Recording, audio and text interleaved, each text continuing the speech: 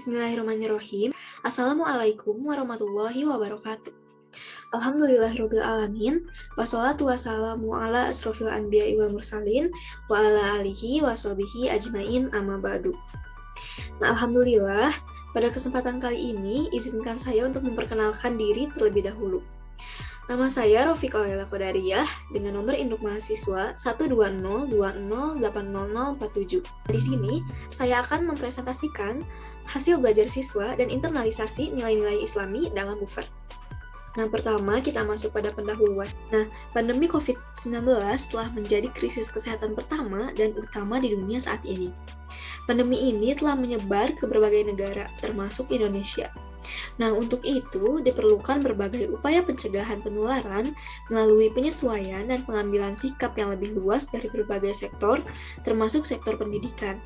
Pada bulan Mei tercatat sebanyak 1.264.164.088 siswa atau 72,4% dari total siswa yang terdaftar di seluruh dunia terkena dampak pandemi ini, yaitu akibat penutupan sekolah. Untuk itu, diperlukan penyesuaian strategi pembelajaran di masa pandemi COVID-19 agar proses pembelajaran tetap efektif meski dilakukan dari rumah. Di Universitas Brigham Young, siswa lebih tertarik menangani spiritualitas di kelas.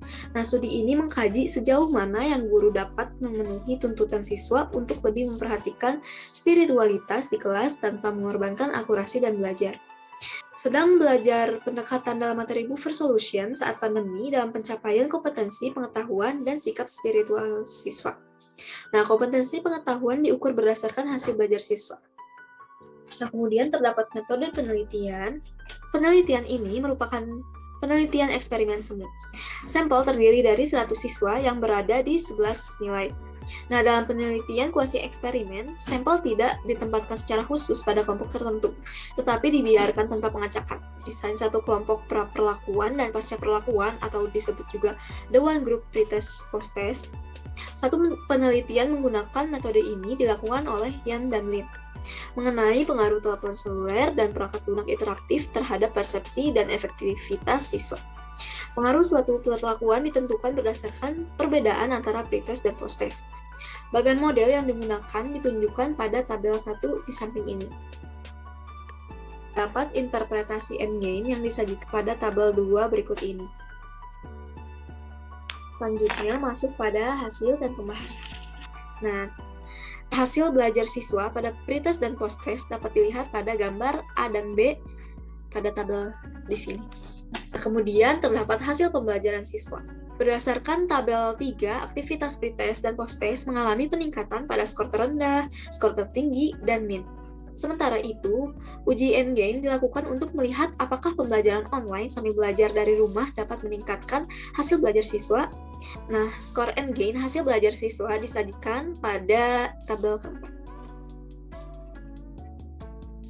Berdasarkan tabel 4, diperoleh nilai endgame sebesar 0,72. Artinya, pembelajaran online menggunakan bantuan video pembelajaran dari rumah dinilai efektif. Kemudian terdapat hasil penilaian penanaman nilai sikap spiritual. Berdasarkan tabel ini, penanaman nilai-nilai spiritual tetap berjalan dengan baik selama belajar dari rumah di masa pandemi. Hal ini ditunjukkan dengan nilai rata-rata di atas 3, di mana siswa sering melakukan aktivitas yang dimaksud. Dan yang terakhir yaitu kesimpulan.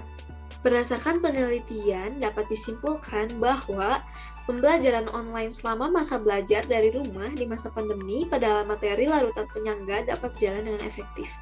Keefektifan ini dilihat berdasarkan penguasaan isi siswa yang ditunjukkan dengan nilai endgame dari kelas sampel sebesar 0,72 yang termasuk kategori tinggi.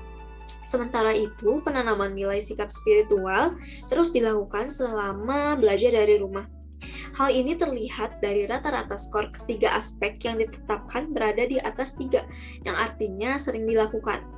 Oleh karena itu, pandemi COVID-19 menuntut inovasi belajar di rumah dengan strategi agar siswa tetap dapat belajar secara efektif, khususnya untuk yang berbasis sekolah Islam. Sikap spiritual siswa menjadi bagian integral yang tidak dapat dipisahkan, bahkan ketika belajar di rumah. Alhamdulillah, cukup sekian yang dapat saya sampaikan. Terima kasih atas perhatiannya. Mohon maaf apabila terdapat kesalahan. Wassalamualaikum warahmatullahi wabarakatuh.